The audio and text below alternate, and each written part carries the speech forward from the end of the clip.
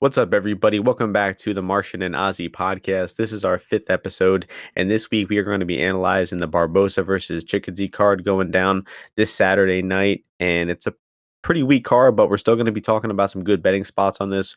Ozzy and I definitely have some strong leans on a few fights here. And how you doing this week, Ozzy?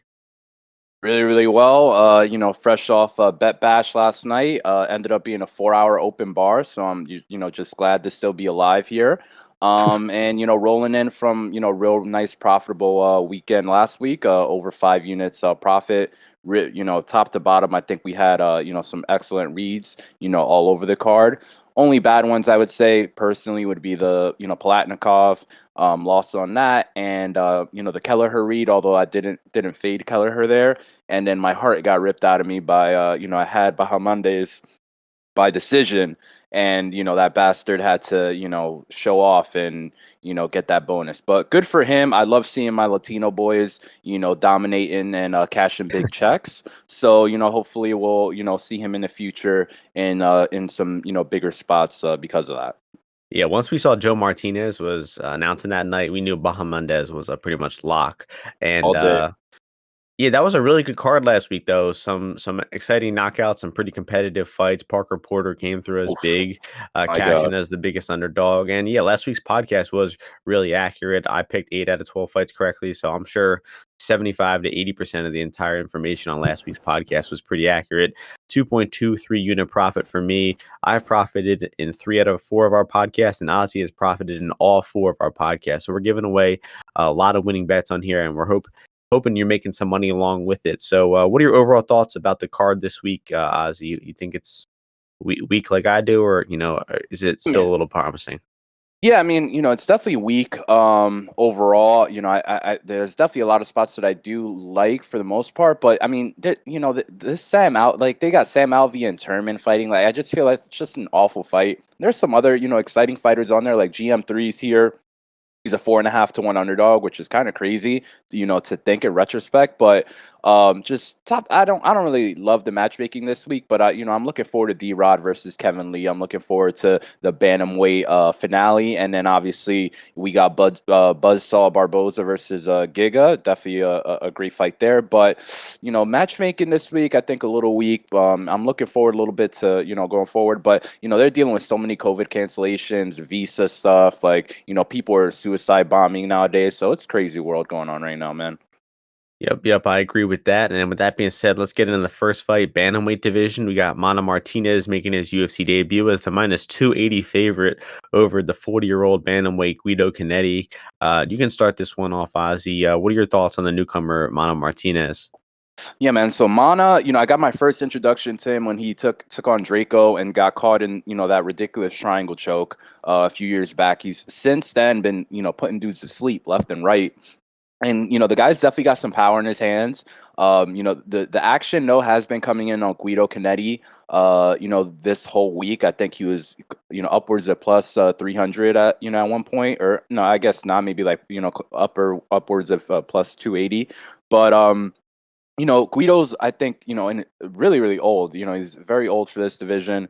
Mana, trains down in Texas with Adrian Yanez. He lost his coach, RIP, to Sal Solis, I think is how you pronounce his name. So that was his head corner man, and he was supposed to be fighting last week against Trevin Jones. So that might have been a reason why he got pushed back. But I think this guy, I think he has a hard time making the 135 division.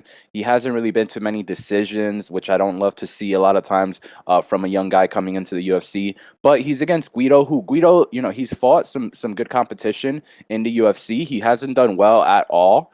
And I think he's been fighting in Argentina or training in Argentina, so I'm not sure what his preparation is gonna be like here. But I think Guido has maybe a little bit of upside. I think that's why you're seeing that action come in on him here. Mana, I just don't think he's very trustworthy because he does have a big left hand, and some power there, but you're really unsure about his overall game. Guido, I think if he can extend this fight a little bit, I mean his cardio has looked pretty bad as well, so I'm not really interested in taking a shot on either side. I think I think it's mostly a crapshoot here.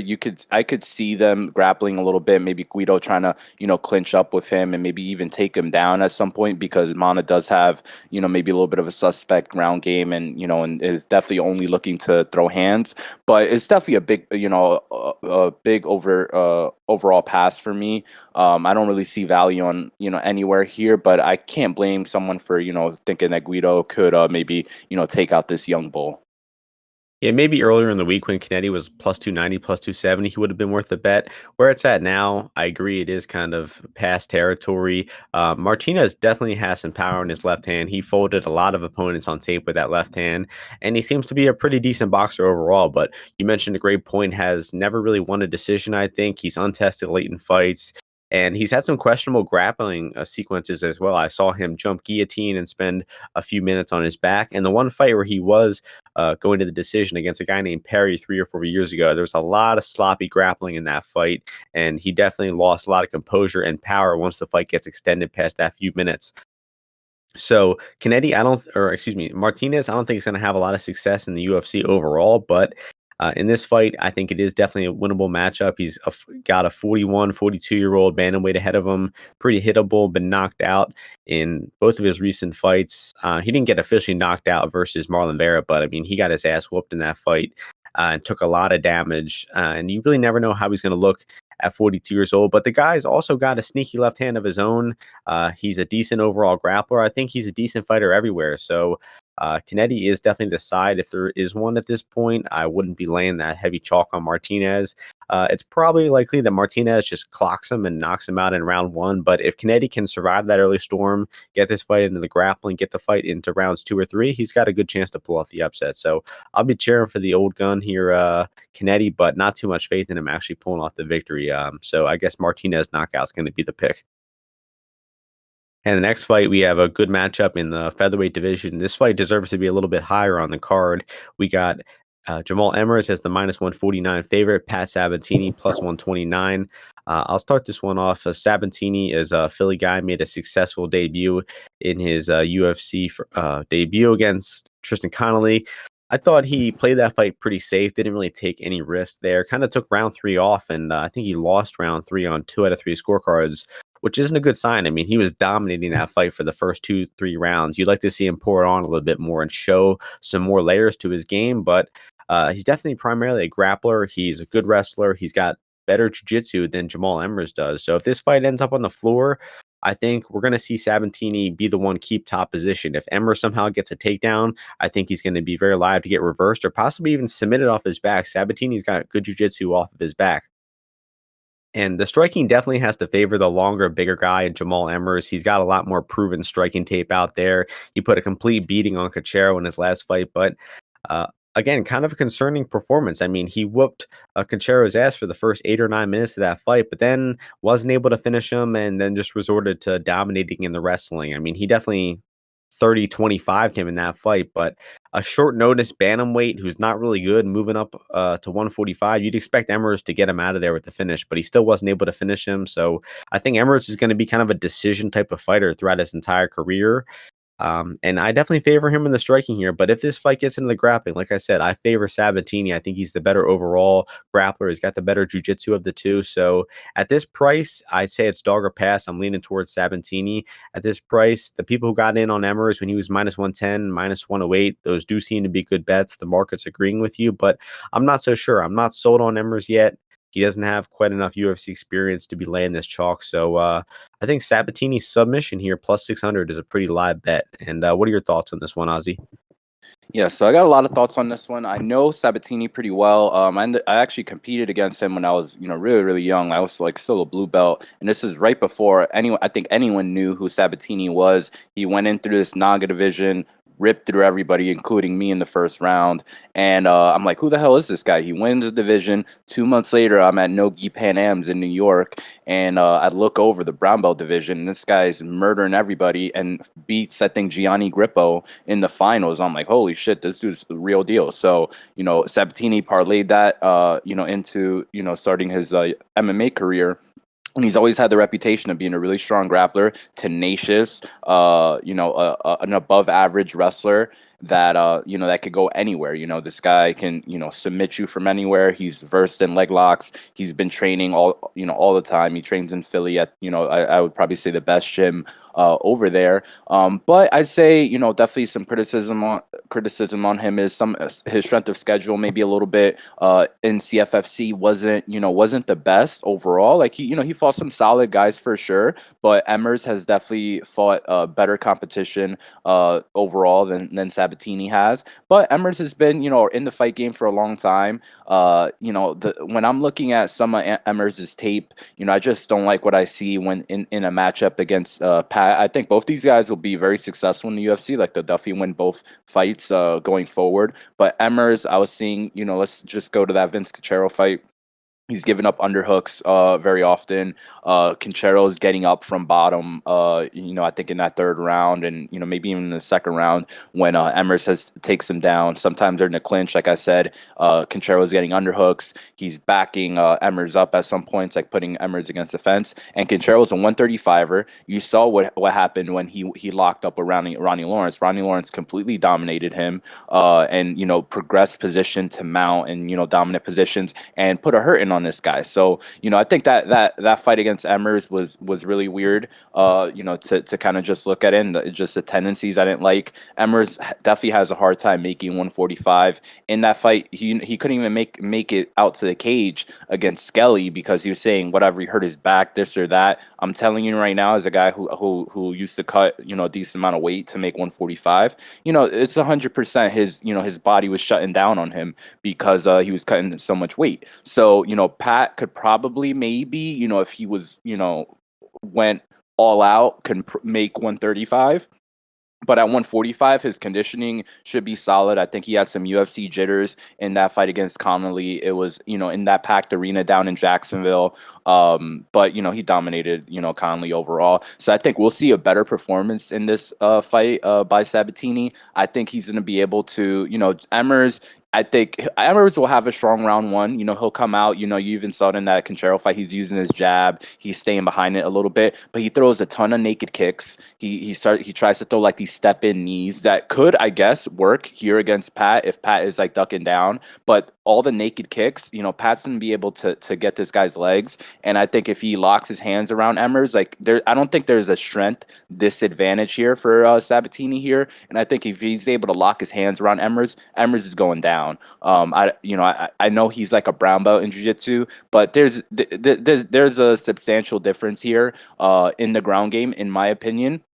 And I think that the tenaciousness and the activity that Sabatini, because Sabatini is a smart guy, man. I think he knows how he needs to win this fight. And I think if he's able to put Emmers on his back, I think Emmers is going to be in trouble because Emmers knows the moves, knows the movements, and, this or that. But I see just some holes overall in his approach and how he links together some of these techniques. And I feel he's a big bully, man, overall. If he is faced with a little bit of adversity from a guy who's on his level, I think there's potential for him to wilt, and I know Sabatini is not going to go away. So the line early on at pick'em price, I think definitely there was value on Emmers. I did pick up a little bit of that on him, but now you're seeing a little bit of buyback. I know one of my guys that got in on this line. He did a little bit of buyback on Sabatini around plus 135. The line's sitting at plus 130 now. And, I'm interested. I don't know if I'm going to pull the trigger yet. I think Emmers is very, very likely to be a popular parlay, short favorite parlay option for a lot of people, but I just really don't believe it. This is a good matchup for him overall because, he's willing to grapple. I'm telling you, he'll probably think that's the thing. I think he will believe that he is either a better grappler or he can do some stuff, whatever it is. And I think he'll lock up with Pat and we'll see what happens. So I'm not super confident because I do think, Emmers has some good attributes and he's a pretty well-rounded fighter. He's not terrible, but I think in this fight, Sabatini has a better shot than a lot of people are giving him. But I'm hoping this line keeps going up. I do think that submission prop has value. Because if Pat is a hammer on top and he's looking to submit you, he's not looking to he doesn't look for a ton of ground and pound. I think that might be to his detriment in winning a decision here. But I think he will be looking to progress position to submit Emmers, and we'll see what we'll see what comes about. But at plus 130, I wouldn't lay the chalk now on Emmers. I think that line is gone. But I think this is a great fight. I think it'll be really entertaining, and I want to see. I'm hoping to see some improvements from Pat here. Yeah, good points there about Emmer's knees. He likes going for that plum, and that could open up some possibilities from takedowns here. Yeah, good points, and we're in agreement there. I also think that Sabatini no scorecards at even money is potentially a good spot here. I don't see Emmers finishing Sabatini, while I think Sabatini has more finishing upside. Um, Third best fight on the card, and it's all the way down here. So they're doing these guys a bit of injustice. The worst fight on the card is coming up next. Women's flyweight division. We got JJ Aldrich as the minus 425 favorite. Did you ever think you would hear that in your lifetime? Taking on Vanessa-Demopoulos as the plus 325 underdog. I'll start this one.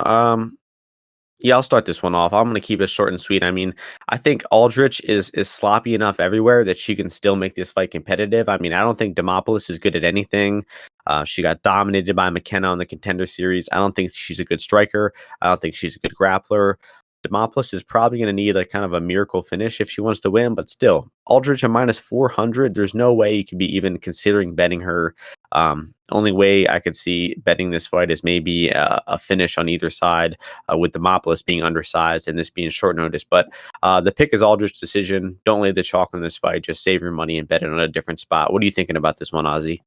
I mean, I've lost money to Vanessa. I was on her in that her Contender Series fight. She's doing somersaults there. Like what the hell's going on? No idea. I thought she was going to submit McKenna early on, but then she started doing somersaults and invoking her other past career. And then I had whoever I had in the last fight, whoever knocked her out or she knocked out, I had that girl. So I'm 0-2 right now betting on Vanessa-Demopoulos' fights. And I'm not going to get involved here for sure. But, she's moving up to 125. I think JJ Aldrich is pretty skilled. She's one of the more skilled girls. But, you saw in that Macy Barber fight, she wilts if you hit her hard. I guess maybe Vanessa has some power. I don't know. I mean, laying minus 425 is insane. Like that's probably an even worse. That might be an even worse bet than than Chase Sherman last week. That just is crazy to think that JJ Aldrich is 80%. You just can't trust these girls to lay chalk. But some guys will say, "Nah, bro, I didn't lay minus 425. I just put her in a 3-team parlay."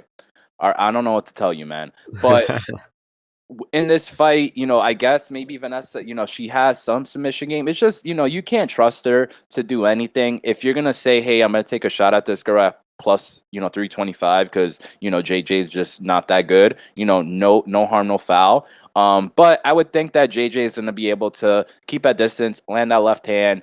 She has a little bit decent boxing, definitely better than Vanessa's. Yeah. And maybe she could land a big punch and drop Vanessa. I mean, Vanessa's pretty tough though, but I'll pick JJ. But if if you're bored and you're watching this fight, just throw like $30, I guess, on Vanessa. Excuse me, on Vanessa, and see what happens. But bathroom break fight for me. Yeah, Aldrich knockout may be a decent prop there. Because I agree, she's the much better boxer. All right, next fight, you have some interest in this one. Light heavyweight fight between Dustin Jacoby as the minus 185 favorite, taking on Darren Stewart as the plus 160 dog. I'll let you start this one off, Ozzy. What are you thinking about this one? Yeah, man, I just find Darren Stewart to just be a real funny dude. Like, just check out his Instagram and some of the workouts and some of the stuff that he does. Like, just a weird dude going up to 205 here. Not like he had that much success at 185. The guy's 12-7.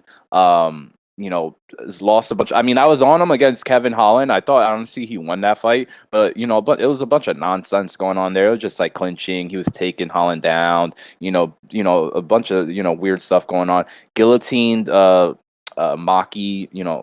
The fact that you get guillotined by Darren Stewart. I mean, these guys. I just feel Jacoby is, he has pretty good striking, former glory kickboxer. uses those tools pretty well. He has connection between a lot of his strikes. He'll jab, he'll set up his right hand, he'll set up his low kick. He'll throw in combinations every now and then he has experience obviously going all 3 rounds. He has a little bit of a reach advantage here as well. And I just think that Darren Stewart, a lot of his offense outside is very ineffective. You saw that in the Eric Anders fight, where I think he landed a few takedowns, which was a little bit surprising to me. Landed a few takedowns, but he has no jiu-jitsu game, or like real control game on top. And then on the feet, he has no range finders. I guess he might hit a bit hard. He's a little bit explosive, I guess, early on, but he throws like these bullshit kicks. I just don't think this guy's a really good fighter. He should not be a UFC 205er. Like, there's no way. And I think Jacoby has some upside in his career. That Ion Cutelaba fight, he was in it, the whole time. Like, I guess, he was getting taken down and held down and tight waisted by Cutelaba and smashed with those elbows. But, the guy doesn't quit. He's pretty tough. I think he does slow down a bit, and I think people saw that in that Max Grisham fight, especially. But he's there. He has the game plan going in. He's training at Elevation as well, at Team Elevation, I believe, or maybe Factory X. I don't know, one of the places in Colorado, with a lot of good training partners. And I just think he's a better fighter than Darren Stewart. So I'm interested in him. I'll tell you, I bet that the line dropped like -165. I took a little bit of that. I mean, we're seeing where the line progresses here, but I just don't think Darren Stewart's a UFC level guy. His win condition is probably like just clinching and tying up Jacoby, putting him against the fence. Like, how else is he really going to beat Jacoby? You're telling me he's going to catch Jacoby with a bomb? Like, I think this guy went to like a decision against Simon Marcus and in Glory and stuff. And the only time he's gotten knocked out, I think, is like from ground and pound, from like King Mo. So I just think that Jacoby had, he's still, I guess, young. Like, he's not a young dude, but I think he has some growth left in him in his UFC career. And Darren Stewart should be gone, right after this fight. Yeah, I'm in agreement with pretty much everything there. Darren Stewart can be like a decent middleweight, but he's not going to cut it at 205. I mean, he loses a lot of his athleticism at 205, which is kind of his biggest attribute, down at 185. And Jacoby should be the better striker by a wide margin. You covered that. I don't see Stewart having the takedown ability to get him down. Jacoby's actually a decent defensive grappler. I know he got taken down a lot in his last fight, but he did a good job getting back up to the feet. He doesn't give up compromising positions. And if I recall correctly, he got like smashed in round 1 versus Cutelaba there, and then came back really well in rounds 2 and 3 to likely win those rounds. And I bet Jacoby in his 2 UFC fights so far got a little lucky versus Grisham, betting him by decision, and got a little lucky getting a push as well, maybe in his last fight. But I still think he is the spot here. I don't see any value on Stewart at plus 150, so I think you're on the right track, Ozzy. Doesn't feel great to lay chalk on big guys like this, but Jacoby is pretty functional, and I see him covering his price tag here. Not a big knockout guy, not the biggest hitter, so this one's probably going to the decision. The overs and the goes to distance are probably good spots here as well. And yeah, we're in agreement with this one. We're going to move on to the next fight. In the middleweight division, we have Wellington-Turman as the -130 favorite, taking on Sam Alvey as the +110 underdog. Man, Sam Alvey hasn't won a fight in his past 6 fights. He got some close fights, some split decisions in there. He had a close draw with Da Un Jung, but his last fight against Marquez was really concerning, in my opinion. He was dropping down to 185, cutting weight for a first time in a long time, and it showed in that fight. I mean, he got rocked with several punches by Marquez. Marquez isn't even a good striker, and I mean, he was rocking Alvey with punches left and right. And it's just crazy to see him go toe-to-toe with a big orthodox striker like Da Un Jung and hold his own and counterpunch him. And he got rocked bad in round 3 of that fight, but he still had a close fight. And then he gets just completely blown out of the water by Marquez in his last fight. I think that was a clear indicator that this middleweight weight cut for him is just not the right move at this time. But the same could be said about his opponent, Turman, getting brutally knocked out in back-to-back fights. I mean, both those knockouts were just absolutely vicious, where his head is like bouncing off the canvas, just eating shots while he's unconscious. So the guy might never be the same. He's taken some pretty irreversible damage. But the striking here favors Alvey. The grappling favors Turman.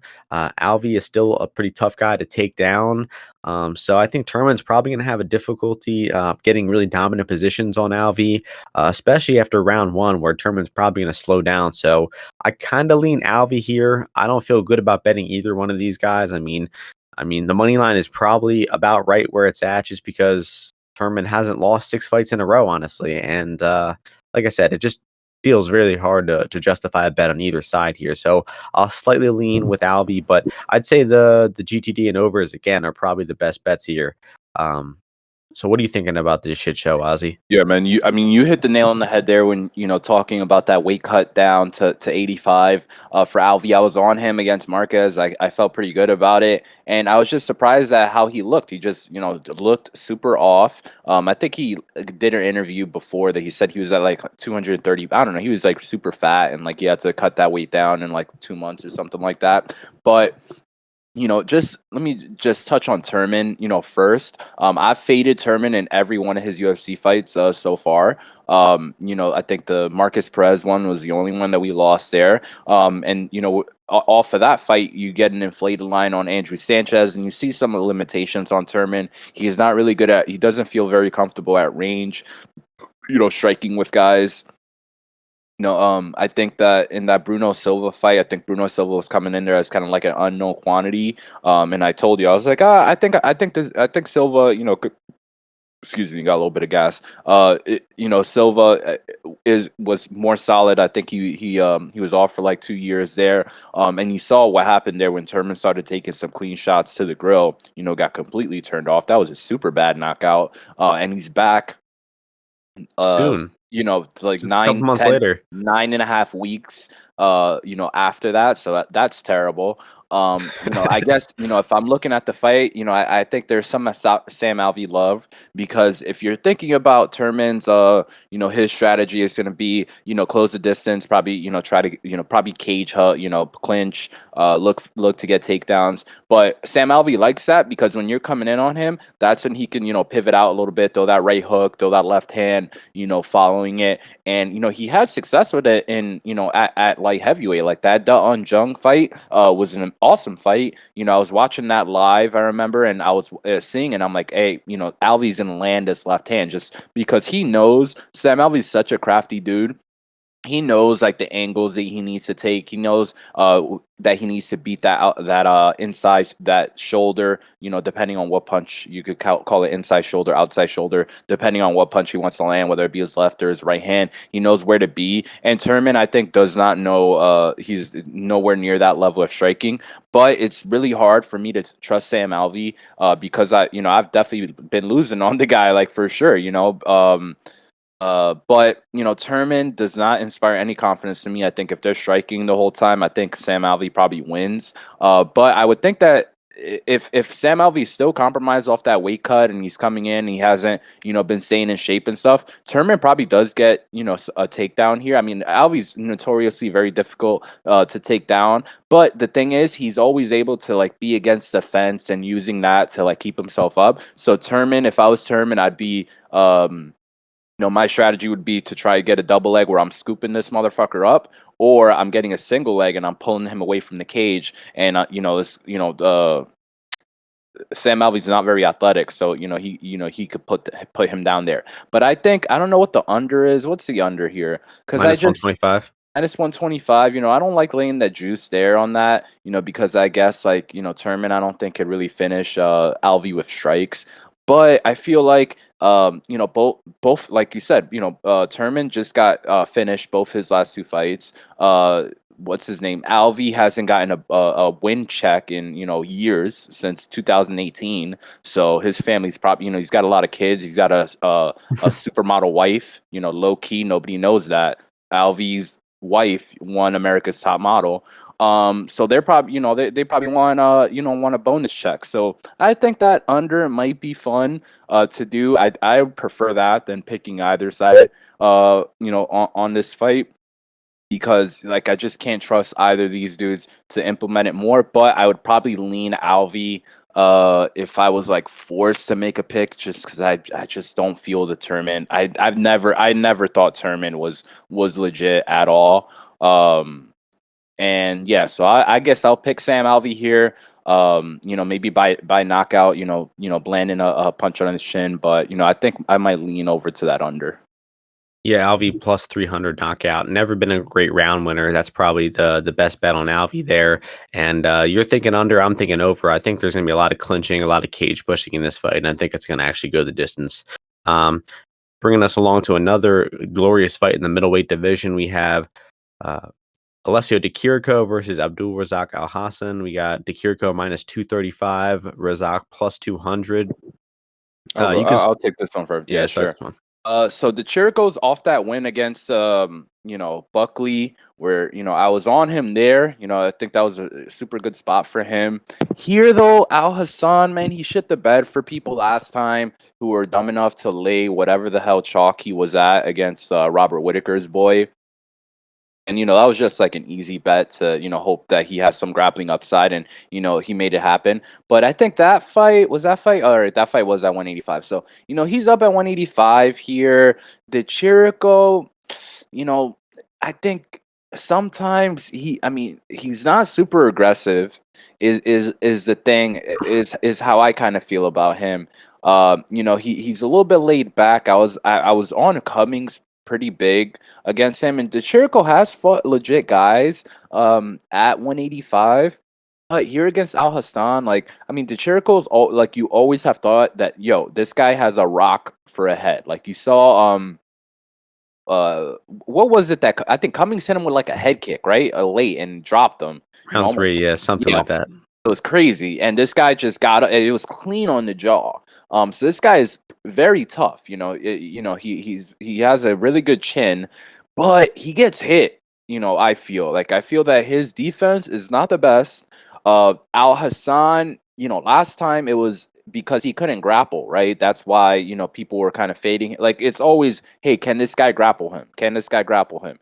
If not, like even Lazez, right? I think he shot a few takedowns on he shot a few takedowns on him. But DiChirico, I don't remember him taking anybody down or looking to grapple at all. So if he did versus Marquez back in the day, I think. Against Marquez, but I just feel like he's probably he's not like I've never thought of his grappling transitions as being particularly impressive at all. I'm not high on any of his grappling abilities.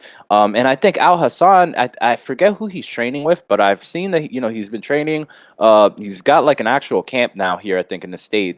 And I think that here there's way worse spots than you could do than back in Alhassan here at a plus. The price is going up here on Alhassan, so it's like plus 200 now. So people are thinking like, all right, like he's definitely not going to win a decision, this or that. But if he's got a striking battle with DiChirico, I think he could potentially find his chin here. I think the under is heavily favored here, but I really like.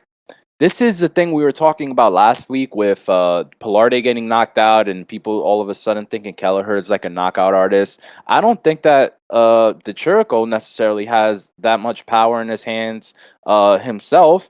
Alhassan got hit with that bomb by Chaos Williams, but otherwise, like you would think that how you see it is, he's pretty durable, I guess. Like overall, that's how that's the only time he's been knocked out. Both of these guys have losing records and decisions. Alhassan's like 0-3, I think. 0-3, and DiChirico's 3-4. So it's pretty stupid to lay the chalk on DiChirico. I guess if you maybe got it early, that's understandable. But no way would I do that right now. Even if you're looking at his, this is a weird fight, man. I feel like this is like one of the things like weird matchmaking. Like I thought Alhassan would have got cut, three losses in a row.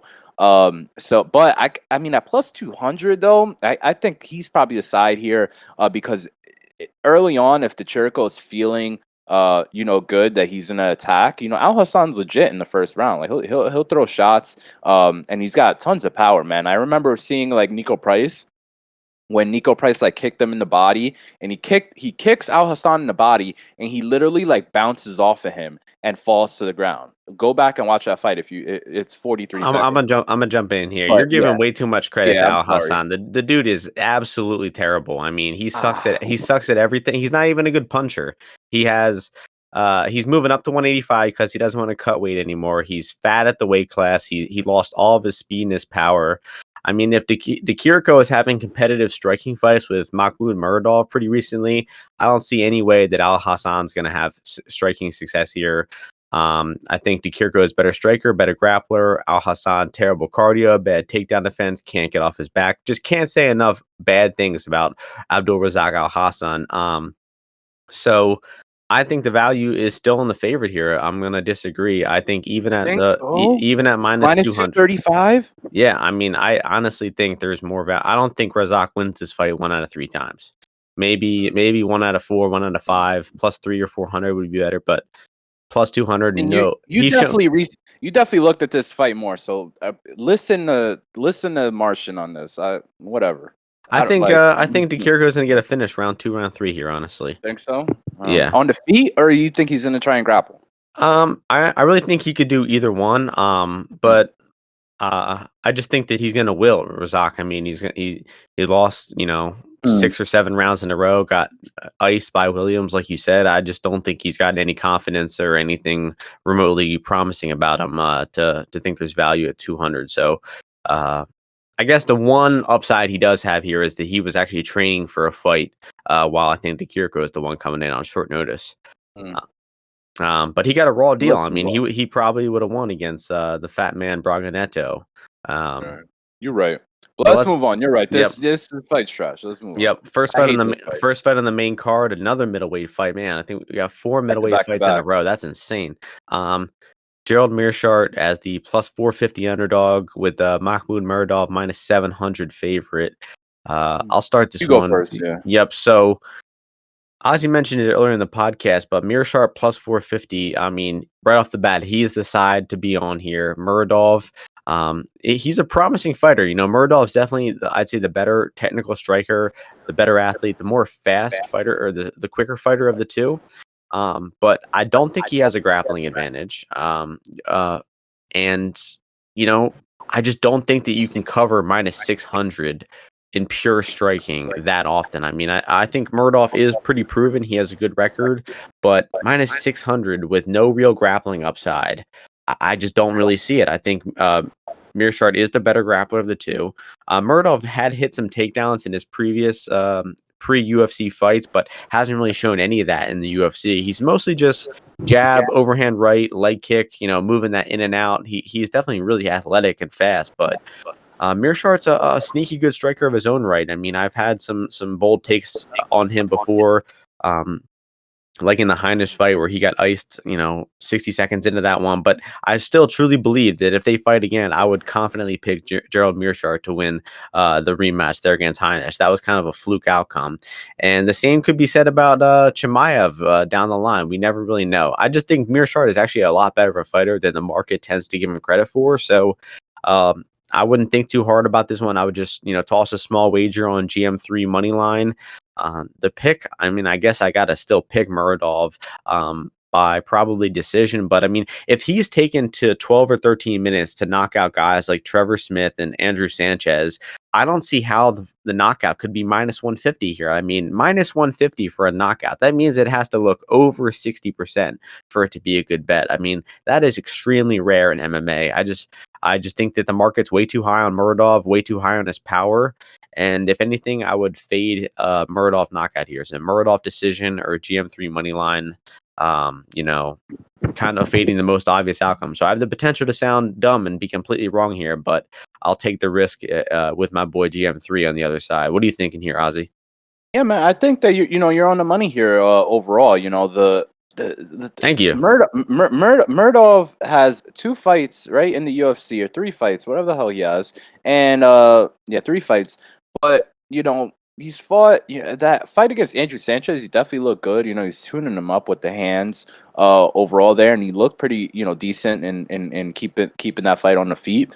But right now you have a southpaw striker in GM3. I think people are seeing that, when he got knocked out by, like you said, Chimaev and Heinisch, that he just has a glass chin, and Muradov's just to be able to flatten him. But man, GM3 is this guy's got 46 professional fights. He finishes everybody. So I mean, I think this is gonna be a high paced fight. I think that Muradov.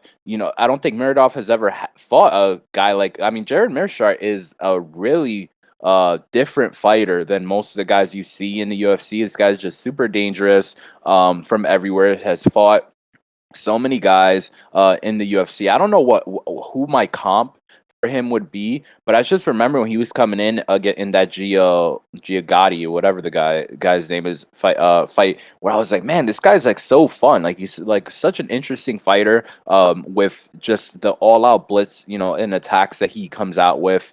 And he's lost a few split decisions. He's got finished a few times, but I think this guy's hungry. I think Muradov, you have not seen, a fight like someone take the fight to him that much. They are in the small cage here, and let me see. I know the Andrew Sanchez fight.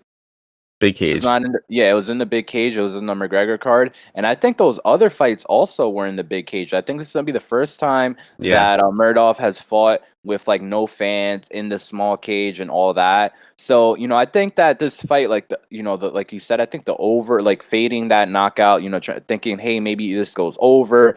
Maybe GM3 has some success like clinching him, or at the very least, because he has some kind of success in terms of whether it be some grappling or entries into takedowns and stuff. It makes Muradov maybe a little bit more tentative to just start throwing out all out numbers on him that this fight trickles over. But like I mean, there's no way I'd bet Muradov here at that price. Like I thought I'm very surprised it's actually ballooning so far out. I thought maybe like plus 350, plus 300 that would be like the hard stop. But a lot of parlays in this card. It's been going. This thing opened minus 235, and a lot of times openers are bullshit, and they'll quickly be gone. But it was like at minus like 350, 300, and then it just took off. So really weird line movement to me. I would not want to be laying minus 700 against Mearshart, against mostly anybody except for Robert Whitaker. So I'll probably take a shot on GM3, a little baby bet, and then maybe thinking about this over. But I do think if GM3 is winning this fight, he's probably trying to get after this guy right away to do something. But let's see what I mean. Mearshart does not win decisions, so inside the distance for Mearshart is plus 600. I guess like maybe you don't want to do that because the money line's already so good. But this is a very strange fight. But I think what's it called? GM3 being a southpaw, I think will stymie some of the offense, like that jab that Muradov has that works so well for him. And I think he has some shot at winning this for sure. Like I definitely cap him at better than plus 450. So yep, we'll be cheering for GM3 here on the podcast this weekend. And next fight, also in the middleweight division, got some tough leftovers. We got Petroski as the minus 600 favorite, Gillmore plus 400. You could start this one off, Ozzy. Sure. I mean, so Petroski was somewhat of a heralded prospect. I remember when he was fighting Jeffrey, I think is his name, over there, and I think LFA they were fighting at. I was hearing, hey man, this guy's really good. He's a really good wrestler, like high school or whatever, college. He has a really good ground game. Ended up losing that fight. When he got onto Tough, I was excited about it. He kind of looked like I'm not gonna say a bad word, but he looked a little soft in that battle fight. Calling a headbutt and all this nonsense. But I mean, Gillmore is, this guy can make 170 easy. Like his whole MMA career before this was 170 for the most part. He got blown out the first fight that he had by a guy who's not as good of a grappler as Petroski. Am I saying his last name right? As Andre. I'm gonna just go with Andre. You're saying it right. as Andre is, not as good of a grappler as him, and just got dominated right away. He's very unathletic. The guy's super slow. You see, just he just does not move well. This guy's not anywhere near a UFC caliber fighter. The line is at like -600 now, -7. I mean, I got a little bit of -300 because I'm like, man, this guy's winning this for sure. I think he submits him at some point.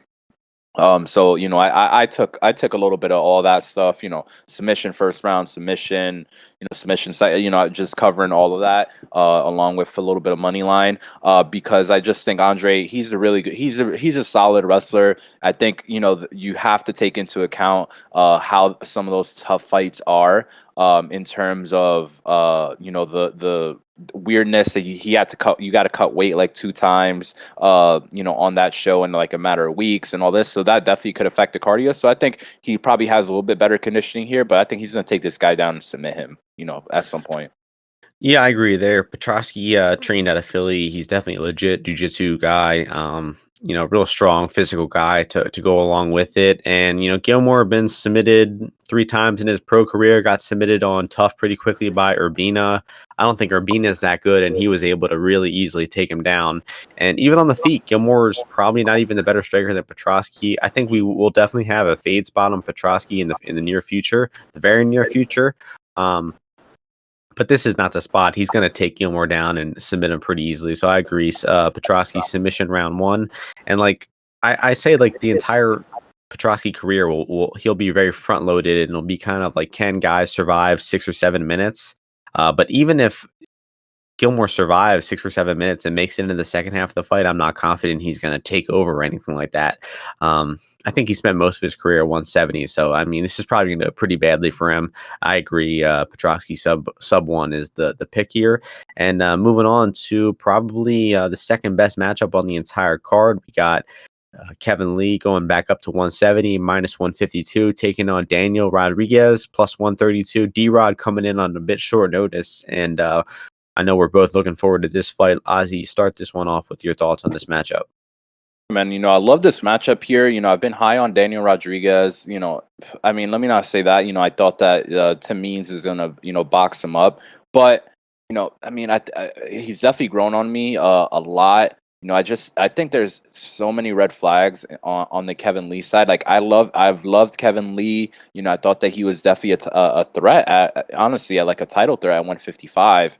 You have to vacate that division because he was just too big. This guy's got a 77-inch reach. He's a physical specimen overall.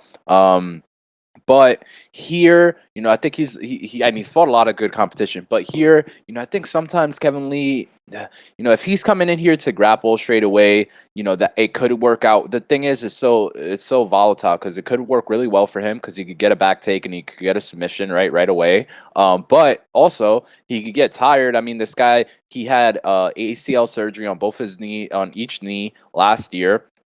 And while ACL recovery has gone really well, his conditioning has always been his weak point. And I saw an interview where he was talking about fighting Colby Covington, and he said, "Hey man, that's probably my weakest point." So he knows what's going on with his conditioning. So Daniel Rodriguez conditioning is his strong point. So I think that, Lee, if he's not wrestling here, he is in big danger. Big danger. Because what I see from Daniel Rodriguez is he's really good at countering the jab.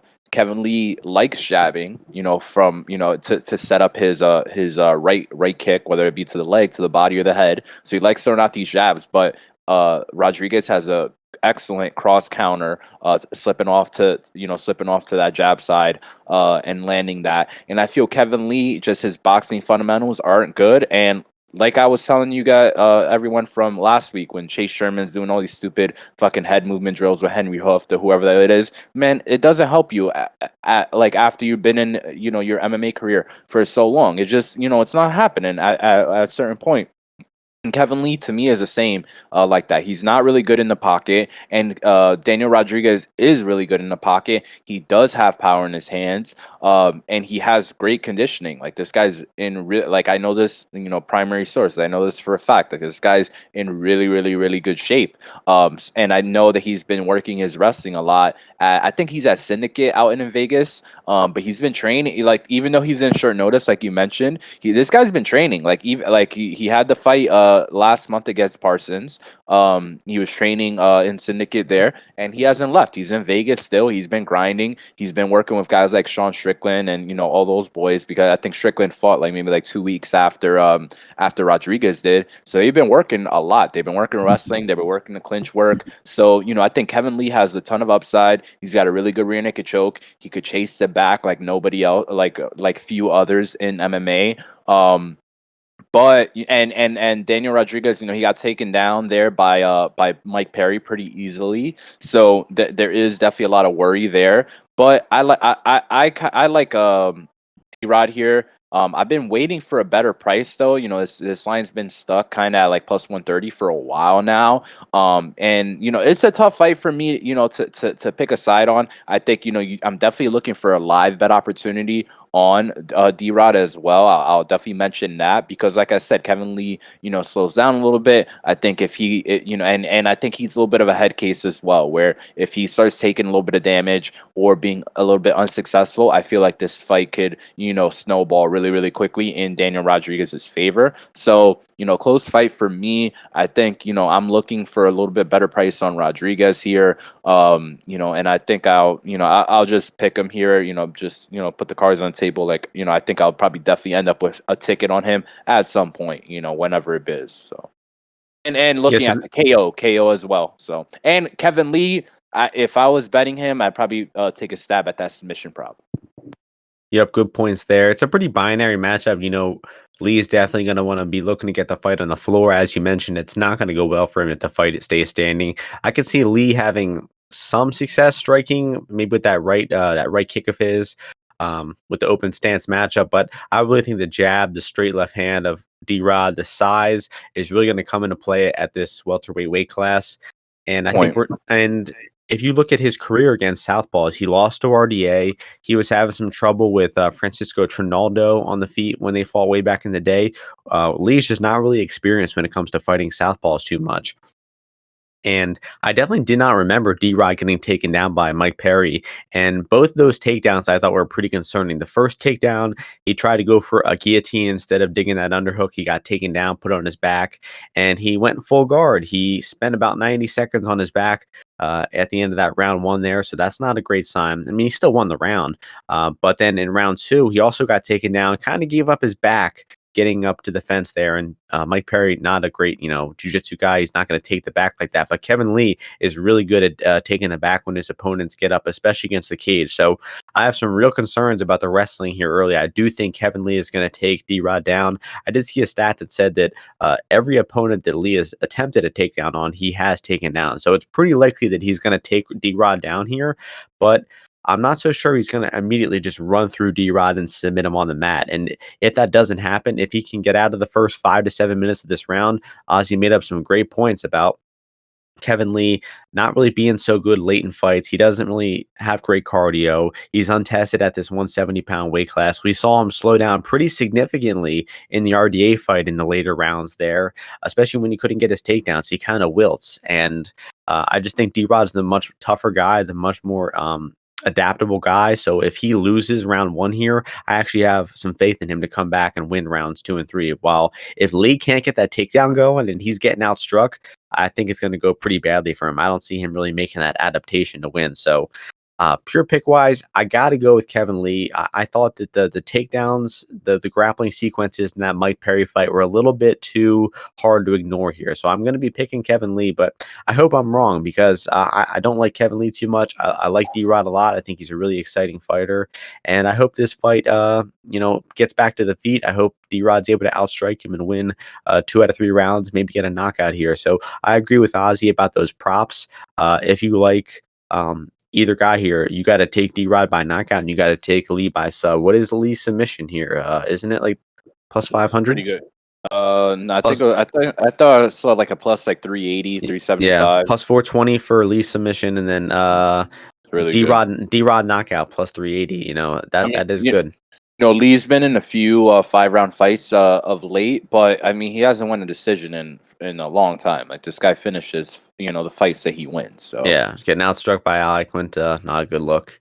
And the double ACL surgery, man, that's fucking huge. I think we might have mentioned it with Chase Sherman. He was coming off meniscus surgery, and if you want to, go back and listen to that Sherman versus Porter breakdown, that's probably like pure genius level shit coming from us there, because we called a lot of shit in that fight correctly. But that's a good matchup. That's covered enough on this one. We're going to move on to the Ultimate Fighter finale fight, starting things off in the more exciting of the two. In the bantamweight division, we got Ricky Turcios as the minus 154 favorite, Brady-Heistand as the plus 134 underdog. You can you I'll can go. I'll start go. this one Yeah, off. sure. Yeah, go ahead. So I like both these guys as prospects. Like they both had really good fights on the show. That Josh versus Brady fight. Excellent backstory. Like overall, and then just a really good fight as well. And everybody loves Ricky. He brings the heat. He's a very active, active fighter, active striker. And he's pretty well rounded overall. I remember when he had that shot against Boston Salmon in the contender series. I thought they used him to, win that fight, but probably maybe a little too early for him. But Ricky, he's a whirlwind of just activity. Like half this guy's strikes are he throws like a kick and then he'll throw like a right hand or a left or a jab off of it on the same side. So he doesn't throw much power. Doesn't have many knockouts. Most of his wins are by decision. So he has really good conditioning. And he just fights to like his personality kind of fits his fight style as well. Coming into this fight against Brady, though, both these guys were on the same team. I believe they were both on Team Volkanovski. So, they definitely trained together, they definitely rolled, and did, jiu-jitsu, sparred, all this good stuff. Brady, I know, had a little bit of knee injury, I hear, on the show. I'm pretty high on Brady's overall grappling game. I was just super impressed with how he fought against Josh. I was rooting for Josh. Like I've always been really high on Josh Reddinghouse, I think is how you pronounce his name. I've loved. I've seen a lot of fights of his. I saw him on World Series of Fighting, and that was an amazing victory. I think for a guy 22 years old like Brady is, to grit that fight out. Like I know he was taking some damage there. But I just thought it was a pretty overall impressive performance. I think he does a lot of good stuff in the grappling realm. He could go to both sides with his takedowns. He's comfortable transitioning into the clinch. Once he does have you on the ground, I think he has more to show than he did on the show, obviously, and he has on tape. I think he has a pretty well versed submission game. And I think that here against Ricky, the activity that he's going to bring is going to give Brady a ton of opportunities to get his grappling game going. So, with that being said, I think that the grappling is even though Ricky is a brown belt in jiu-jitsu, I think it's big advantage to Brady. I think if Brady could lock his hands around Ricky's he's the kind of fighter. He's like a go with it kind of dude. So I could see it where people with a ticket maybe on Ricky in the future, he gets taken down by Brady, and then he's on his back, like he's like throwing punches and elbows and trying for triangles and all these kind of things, because he's like, all right, like I'm here, I'm in this position, like I just need offense, like I need to work, I need to do stuff. And I think that Brady is going to be able to settle Ricky down at some point. I know the cardio is probably a concern for on the Brady side, but I think, like I said, with you when you have like a knee injury, you can't really push your cardio that much, and I think the Ultimate Fighter House is not conducive to you keeping good conditioning, because you have to cut weight for in a matter of 3 weeks on multiple occasions. And the fights they're just like way more anxiety inducing. I think it's just like a really weird setup. Here you have so much longer to game plan for your opponent, to get ready for the fight, to like calm down your nerves, I would guess. So I like Brady here. At this plus price, he's getting bet across the board, and he might get bet more in the near future. So I think that it's a good price here. And And I think, at worst case scenario, he's going to have a good first round. Maybe you could, take some Ricky here, but I think Ricky's going to, if he wins, it's going to be by decision. I don't think there's any shot that he finishes Brady. Brady's just way too tough. And I think Brady will be able to get some good grappling positions on Ricky, and potentially, I don't know, maybe get a rear naked choke, shades of his boy Michael Chiesa versus Aldrich-Demopoulos. He was a dog there as well. People didn't think that he would get that win, and you saw what happened there. Yeah, great fight. Good points there. Both these guys' tough fights were really entertaining, especially Turcios, man. Like those were some really fun fights. And another kind of binary matchup where I think Turcios is definitely the better striker. Heistand is the better grappler. It's all a matter of where the fight's going to take place. And one thing I notice about Ricky Turcios in terms of his defensive grappling is when opponents shoot takedowns on him, he's not really the type to dig underhooks. He's not really the type to do the right wrestling thing. He loves spamming those punches, those elbows on his opponents. And that can stop some takedowns like it did on the Contender Series or on Tough against Argueta. But I think the Heistand is a bit of a better wrestler. He's going to persist through those strikes, and that's actually going to be a detriment for Turcios because he really should be digging those underhooks. And instead of throwing those weak punches, I think he is going to get put on his back here. And I've been impressed with what I saw from Heistand on top. I think he's got good, reliable wrestling. He shoots takedowns pretty often. He can grind opponents out against the cage. He can get them flat on their backs and land good ground and pound. He can advance a pass guard, go for submissions, and he doesn't do too much on top. He does just enough work to keep the referee away from him, and he doesn't go for any crazy advances. He doesn't dive on submissions where the position isn't there. I think he's a really smart and calculated top grappler. And I just don't think that Turcios is that great at defending takedowns. I don't think he's that great off his back. He's going to be throwing up a leg lock, a triangle attempt or two, and then Heistand has to defend those. And after that, I think we're going to see Turcios settle on the ground and spend a few minutes on his back. And that's where Heistand's really going to do work and win minutes and win rounds here. And I just think this fight is not going to be more difficult than the Reddinghouse fight for Heistand. I think the Reddinghouse is a very solid boxer. Heistand won round one, had a tough round two where he was getting hit real hard in that round, but he was still able to gut out round three, get that takedown, get about 2 to 3 minutes of control there. He didn't accomplish too much, but he grinded that fight out and won the fight in the eyes of the judges. And he really persisted through a tough fight there over the full 15 minutes. And I don't think the Turcios is going to be a more difficult test than that. I think Reddinghouse hits harder than Turcios.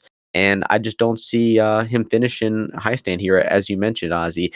If Turcios is able to get a finish, it's probably going to be in round three from Heistand getting tired and Turcios just pouring it on him. So some props for this fight are the Turcios round three prop at plus 1,600 and the Heistand submission prop at plus 1,000.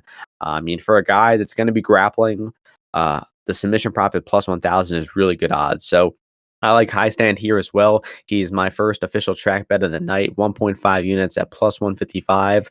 And now's the time to get in on him. As he said, the line is dropping, so take Heistand now. I think this fight should be closer to, a pick-up price. Maybe Turcios minus 130 would be more accurate. But where it's at now, the value is still on the grappler Heistand here. And I think this is going to be a fun fight. And I'm picking Heistand to grapple his way to a victory. And next fight is going to take us to the middleweight final. A bit of a late replacement here. We got Brian Battle as the minus 175 favorite. Gilbert Urbina plus 150. This was supposed to be the guy who knocked out Urbina in his last fight. That guy's name is Gore. He messed Urbina up in that fight. Was outboxing him, landed the jab. He knocked down Urbina 4 times in that fight before finally finding the knockout. Urbina is definitely a middleweight. Doesn't really, not really at the right weight class here at 185. And he's definitely a grappler. He's looking to get the fight to the floor and submit most of his opponents. That is how most of his wins have come. It's how he got his one and only win versus Gillmore on the Tough show. But I don't think he's that good of a grappler. I really don't. The Tavino fight, if you're able to go back and watch that one, you see that he's really not that good on top. He's sloppy. He can lose position pretty easily. And I just don't think Urbina is anything special. I don't think he's a good striker. I don't think he's a good grappler. And Battle, I was actually, mildly impressed with the guy. I think he's decent everywhere. He doesn't excel in one particular area, but he's a decent striker with the right idea on how to pressure. He's got solid output. And I'd say his defensive grappling is probably his weakest area. He was taken down and controlled to lose round 1 versus Petroski, but if he was able to survive the early storm from Petroski and was able to put a pace on him in round 2, outstrike him, eventually hurt him, and lock up that nasty guillotine, I don't see many problems coming back from him at Urbina. I mean, if Urbina is maybe able to get a takedown or two, I don't think he's going to do much meaningful work with it. I don't think he's going to hold Battle there for long. And I think the later in this fight goes, the more it favors Battle. I think if Urbina wants to win, he's probably going to have to get a round 1 submission here. And I think Battle's probably going to avoid those takedowns, outstrike him, and probably find a finish in rounds 2 or 3 here. So I don't like the overs or the goes the distance here. I think there's a good chance Battle finishes. And honestly, I think there's value on Battle money line. I would cap him closer to minus 250 here. I think I don't know what people see in Urbina. I don't really see any redeeming qualities from him. And I think Battle's got him beat everywhere. So what are your thoughts on this one, Ozzy?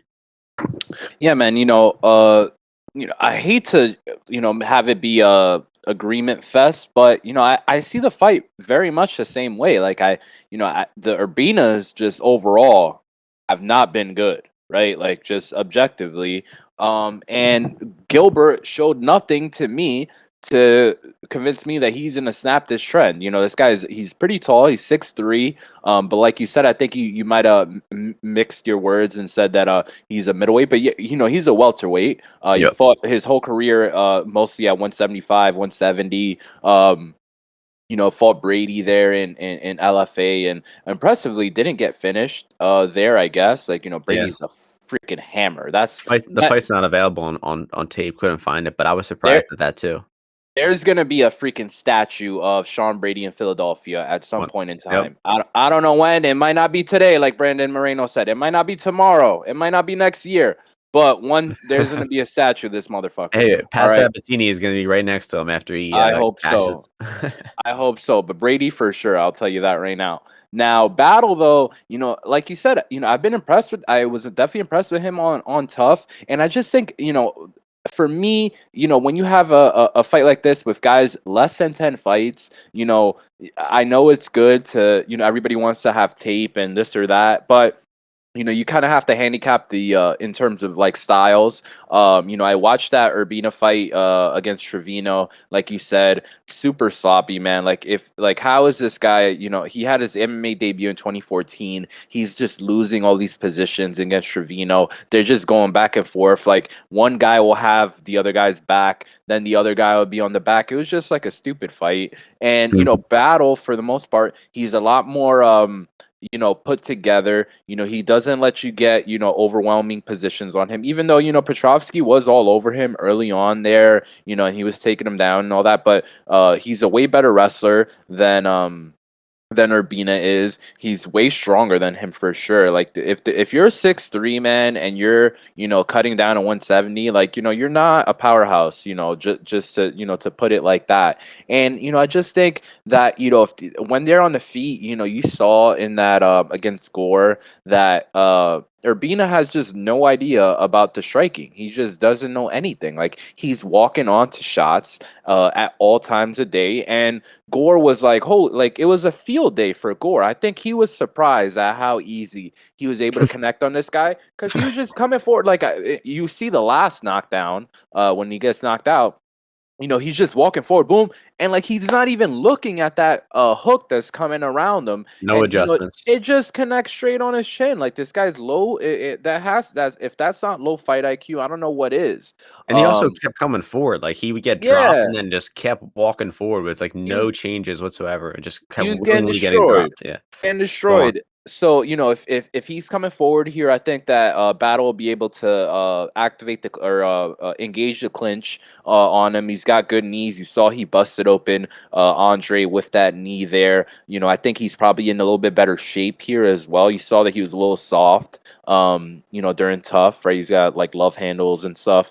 But I think this guy is going to be able to fill out at 185. I think he's doing that right now, and you see the line move a little bit in the battle direction. I do also agree that there's some value on him. I know, he's floating around that minus 160, and, I think I should have probably jumped in there. It's minus 175 there now, but I still think it's good value because, there's no way that I could trust Urbina winning a decision against Battle, because Battle's going to start being able to pick at this guy. If the thing is, Urbina, his best, I think, like, case scenario is, he gets out early, gets out ahead, is able to have a good first round. But, this guy does not have really good cardio at all.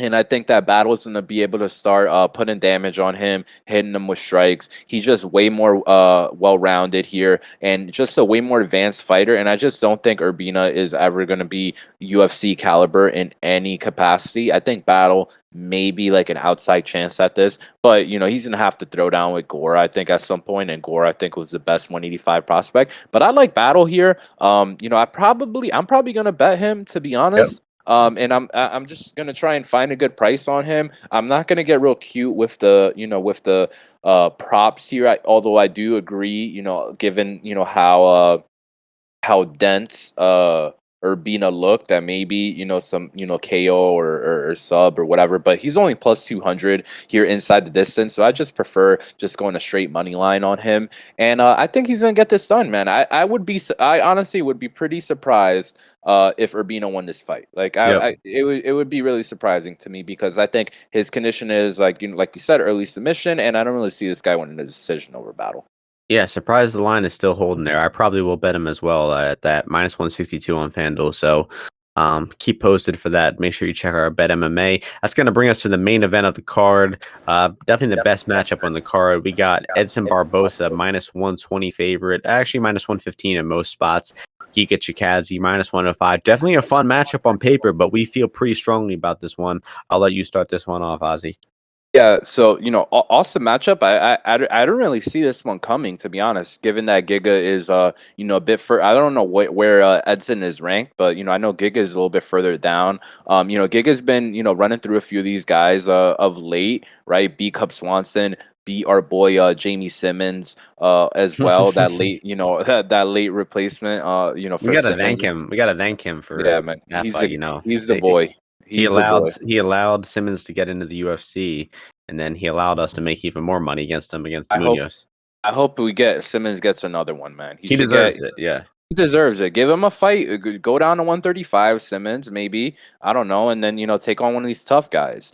But, maybe Brady after he chokes out Ricky. But, I mean, Giga, I've made money on Giga. I was on him against Omar Morales. But, I mean, look at this guy, Erwin Rivera, Omar Morales, Jamie Simmons, and the ghost of Cub Swanson, man. Like, Giga, he's cool, really good kickboxer, has really good kicks, and he's he has great accuracy with him. But he's coming in here against Edson Barboza, and I think the biggest differential here is the boxing.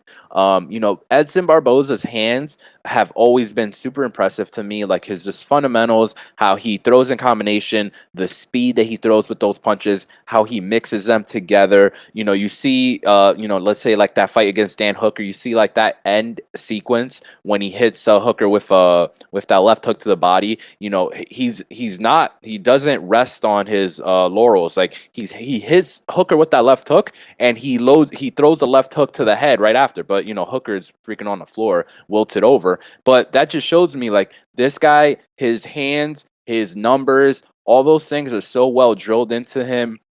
And he knows how, like, to inflict damage, and he knows where his next opportunities are going to be. It's like when you're playing chess, right? They tell you, hey, don't think about this move, think about 2, 3, 4 moves ahead of time. And that's how I see Barboza is. Now, Giga is definitely a high level striker as well, but I think his punches leave a lot to be desired, as well as his defense for said punches coming back his way. And he hasn't fought a guy who had any kind of presence in the pocket versus him.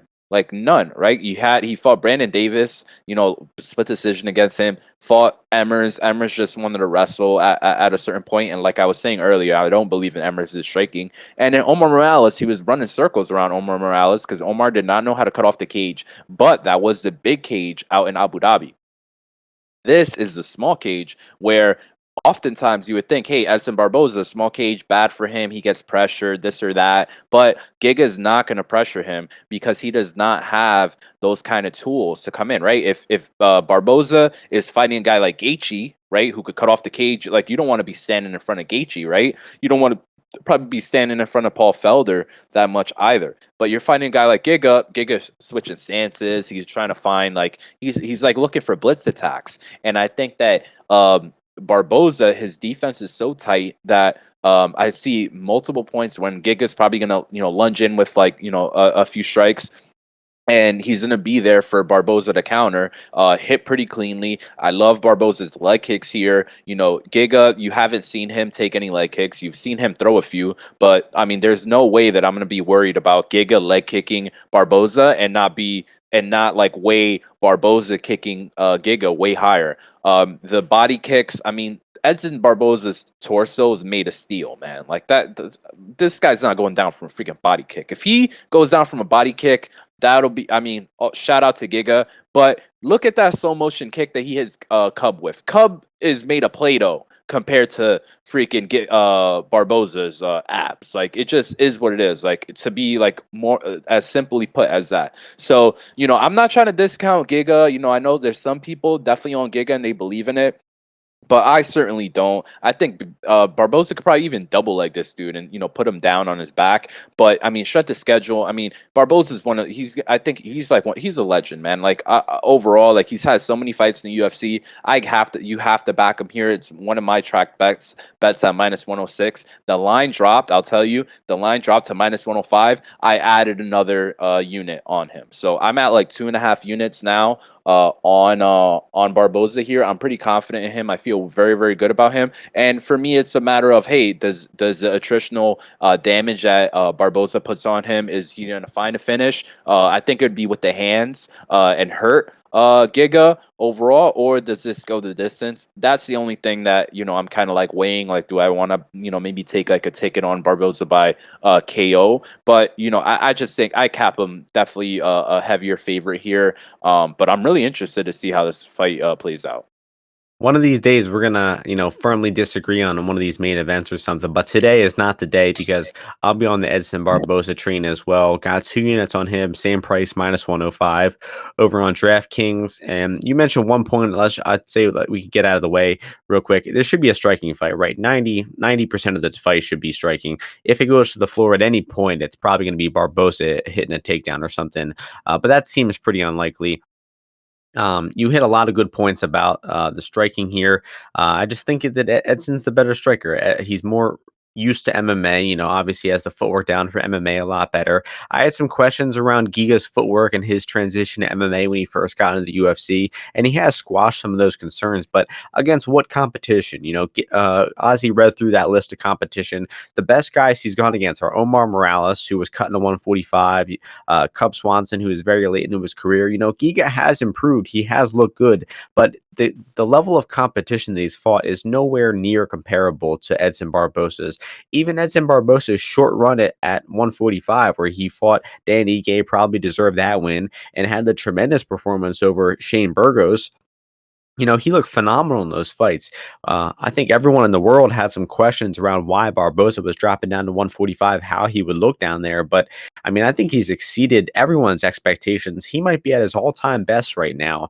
He looks durable. His punches, I think, have never had more power. I think it must be the speed of him dropping down because, I mean, he never dropped guys with punches before very often at lightweight, but he dropped Ige. He hurt Makwan a few times.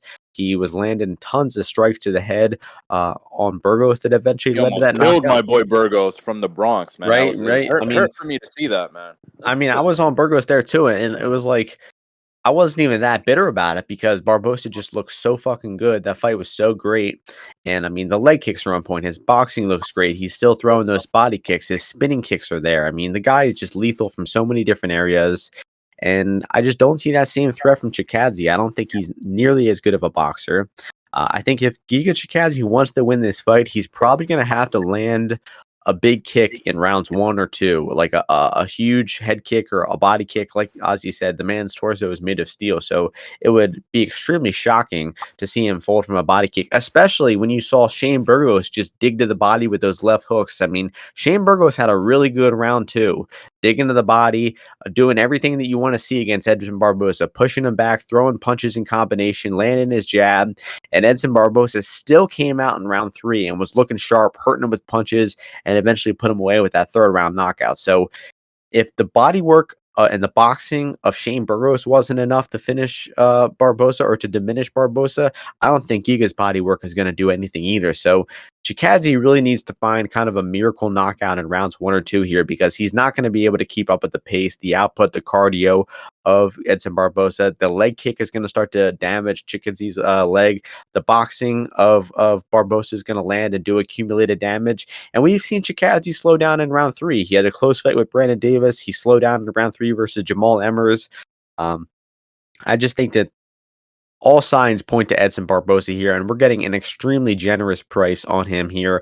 I mean, I cap him 60%. I cap him -150. So we might actually have to add some more to Barboza here. I'm at the same 2.5 units, but might end up with closer to 3.5 on Barboza, because this is a really good spot. I think the market is way too heavy on Chikadze here. I think people are jumping the gun a little bit too early on Edson Barboza. I mean, we saw the same thing in his last fight. He was +125, +130 at close versus Burgos, and he looked like the clear favorite in that matchup. So I like Barboza here. I think he's going to win the fight by, however he wants, knockout or decision. If it goes to decision, he's probably going to win 49-46 pretty decisively. But I'd see him knocking Giga out in 3-4-5 here. So what do you think in between decision or knockout, Ozzy? What do you think your official pick is? And I think that I'd probably say decision. I just feel no, fuck that. He's gonna knock this dude out, man. I just think like Giga's the kind of dude, like, if the fight's getting away from him. I mean, Master Cordero last week, I don't know why he told Kelvin he was up in the 5th round. It was just so dumb.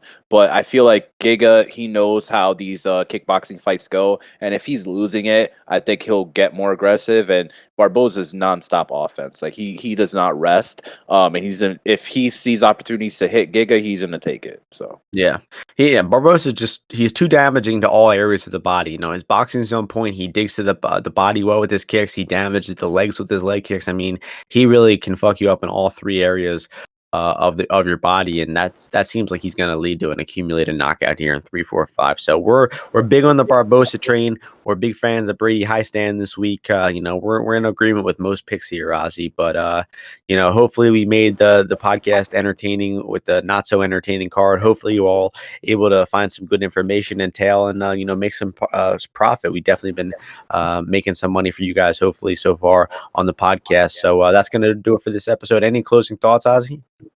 No, man, tons of MMA this week. There's a sports book that, I'm not going to mention their name, but, because they don't give me money yet, that, it's putting up, we got Invicta this week, LFA, so many of these things. I think on PFL, just to give a quick shout out, I was speaking with Martian right before. I think I'm going to take Wade there. I'm already on Hamlet for a good bit. And I think there's a little bit of value up and down that card. So, for you guys that are capping these fights, like definitely take a look at that PFL card. Although, it's PFL is a crapshoot with their freaking judges. So be careful. Don't lay too much juice and all. And yeah, I think a lot of these fights that we were picking this week, this is the thing with the UFC, man. If you have good picks overall, there's 3 ways. Just the last thing I will say, 3 ways you guys win money on MMA, man. You have better picks, you get better prices, and you tighten up your sizing on it. So, that focus on that, get those good prices, and and I think, the picks that we're giving out, I think are leans we're on here are pretty solid. So, do your part, and I think you'll make money. Yeah, great points there, Ozzy. And that's going to do it for the podcast this week. A lot of MMA on this weekend. Hope you all can make some profit and tail some picks for some cash. And hope you all enjoy the card this weekend. We'll see you all before the next UFC card. Thanks for listening.